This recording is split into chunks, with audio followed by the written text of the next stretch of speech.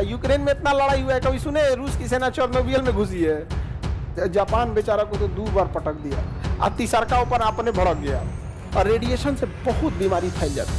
Monkey pox, ये चट्टा सब यहाँ पे बानर ओनर खा के बीमारी फैला दे रहा है सब यहाँ पे।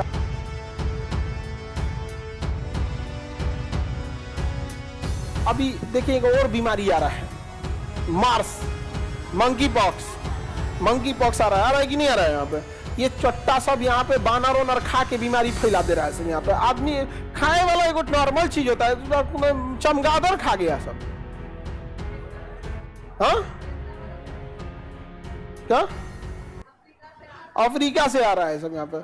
अफ्रीका में भी ना जो पुराने जीव आदिवासी हैं, जो जंगलों में रहते हैं लोग आज भी बानर ओनर का मार के शिकार कर लेता है सब यहाँ पे।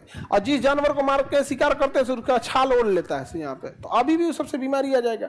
अब देखते हैं नाभिकीय प्रदूषण या परमाणु प्रदूषण। नाभिकीय या फिर इसी क्या कर सकते हैं, परमाणु प्रदूषण, नाभिकीय प्रदूषण या परमाणु प्रदूषण।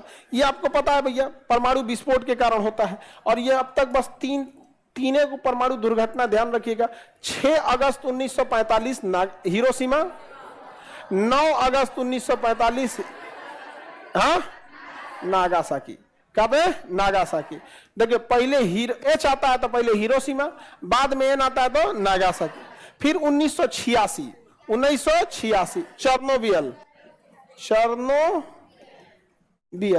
चेर्नोबिल परमाणु दुर्घटना हो गया। यूक्रेन के शहर चेर्नोबिल में उसका परमाणु बिजली घर में ब्लास्ट हो गया। या 2011 का फुकुशिमा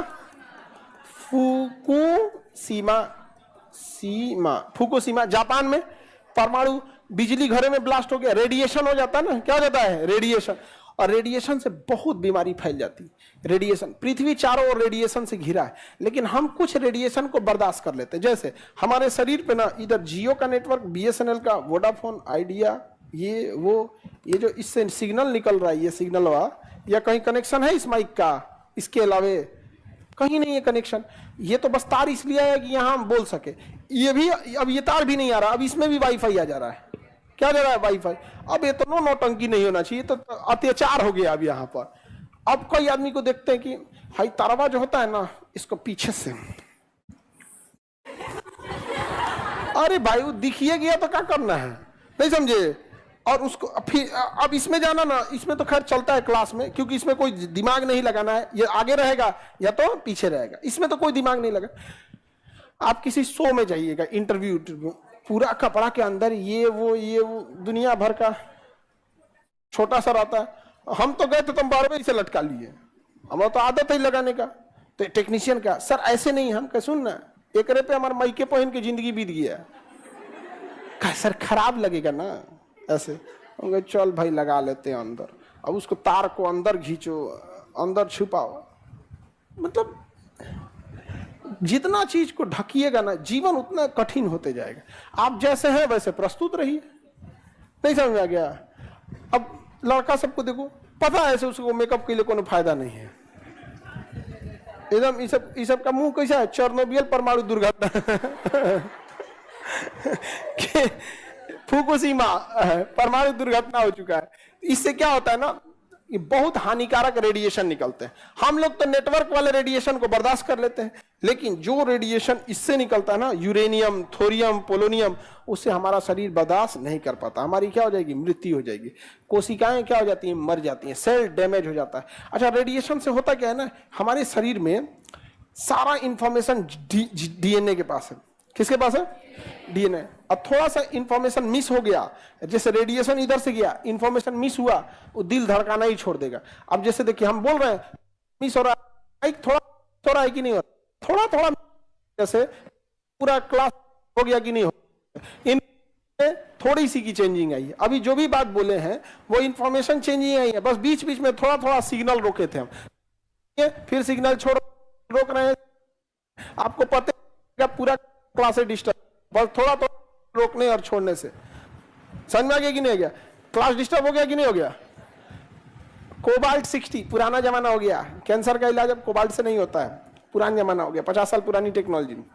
हाँ, अब सब गामा ये क्या नाम है, ना गामा यूज होता है, ना कोबाल्ट यूज होता है, अब एक्सरे यूज होता है। एक्सरे में भी पहले 2D था, 3D था, अभी बहुत सारी टेक्नोलॉजी आ गई यहाँ पे, समझ आ गया।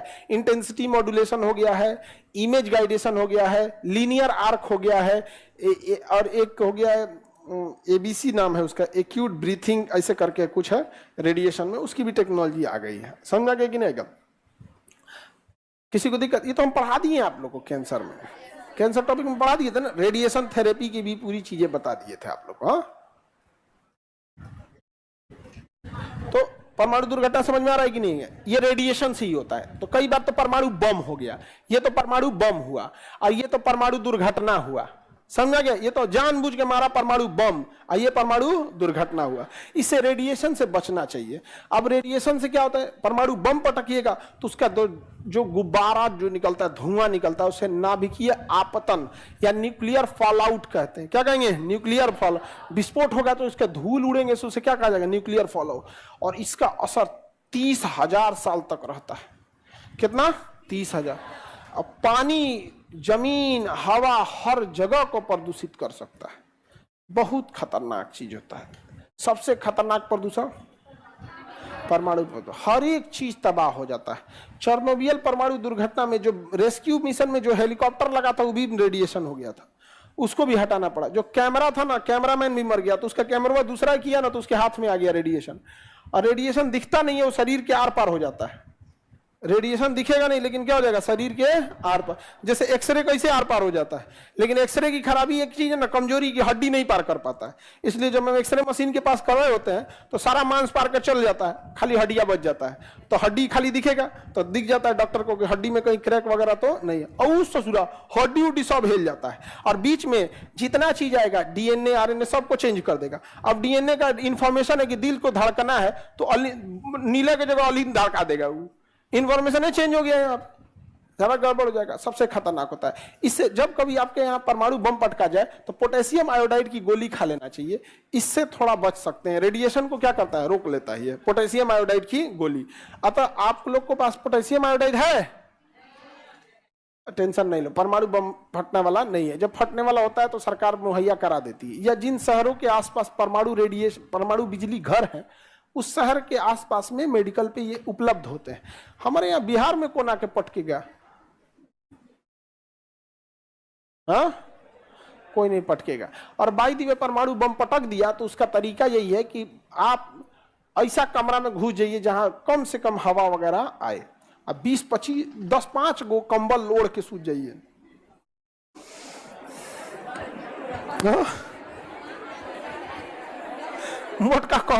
मोटका कंबल ओढ़ना पड़ेगा, नहीं तो हवा ही प्रदूषित हो जाती है। अब आप क्या कर सकते हो? परमाणु परीक्षण में हवा ही क्या हो सकती है? प्रदूषित हो सकती है। हाँ, 2-4 दिन हाँ, उतना दिन कोई रजाई में रहेगा कैसे?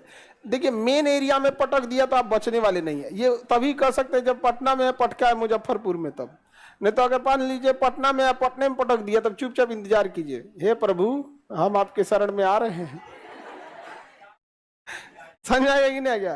परमाणु बम छोटा मोटा चीज थोड़ी होता है। यहाँ पे बहुत खतरनाक हो परमाणु बम। जापान बेचारा को तो 2 बार पटक दिया, और तीसरा का ऊपर आपने भड़क गया बेचारा।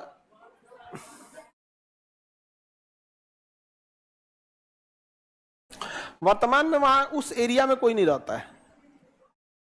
चेरनोबिल में भी कोई नहीं रहता। यूक्रेन में इतना लड़ाई हुआ है, कभी सुने रूस की सेना चेरनोबिल में घुसी है? वापस से नहीं आ पाएगी। चेरनोबिल में कोई नहीं वापस आ पाएगा। और धीरे धीरे जो परमाणु प्रदूषण फैला रहता है, उसके ऊपर मिट्टी धूल जमते रहता है। और क्या करती है सरकार ना, जहाज से पोटेशियम आयोडाइड की छिड़काव करा देती है, और बोरिक एसिड का छिड़काव कर देगा। तो बोरिक एसिड जो होता है ना, उसे फैलने से रोक लेता है, बैठा देता है। तो बोरिक एसिड का क्या कर देगा? छिड़काव कर देगा।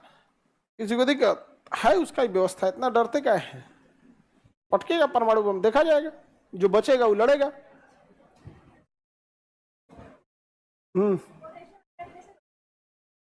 पोटेशियम आयोडाइड लड़ सकता है रेडिएशन से, रेडिएशन को रोक लेता है शरीर से बाहर, समझे? या बोरिक एसिड भी रोक लेता है। तो जब कभी परमाणु परीक्षण किया जाता है ना, तो जिस सुरंग में परमाणु परीक्षण किया जाता है उसके चारों ओर बोरिक एसिड भर देता है, ताकि ब्लास्ट होगा ना तो उसके ताकत का पता चलेगा। लेकिन उससे निकलने वाले रेडिएशन को रोका जा सके यहाँ पे। तो रेडिएशन बहुत खतरनाक है।